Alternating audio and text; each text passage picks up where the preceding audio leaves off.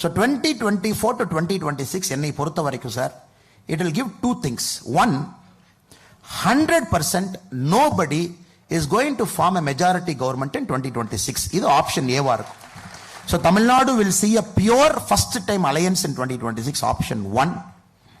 Or if parties like BJP, if we properly manage the period between 2024 to 2026 in a very professional way, if we do lot of hard work, if BJP is able to generate lot of grassroots leaders in all the 234 assembly constituencies, party is able to present you candidates at least 500 days before, not 1 week before, not 10 days before.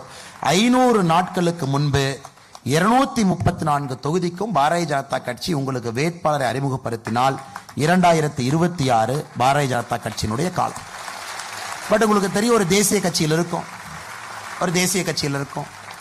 National party has got its own problem because it's a cadre driven party. So BJP ஒரு party பார்த்தீங்கன்னா cadre driven party. So Tamil Nadu politics is slightly unique. So அதனால தான் option A option B சொன்னேன் sir. Option A option பியை தாண்டி option C போவதற்கு வாய்ப்பு இல்லை என்பது என்னுடைய தாழ்மையான கருத்து. திரும்ப we will not see one party in Tamil Nadu who will say I got 118, I got 130, I got 150. That is gone sir. அதாவது 2021 முடிஞ்சு போச்சு. 2026 either we will go for a pure alliance or parties like BJP, we take big risk. We completely redo our playbook. We completely reimagine our politics. We put our candidates 500 days before the model code of conduct. Then it is BJP's election sir. அதனால எப்படி அது போகுதுன்னு பொறுத்திருந்து பாப்பா sir. ஏன்னா என்னுடைய கிரேடுக்கு my rank and pay I can only disclose this much.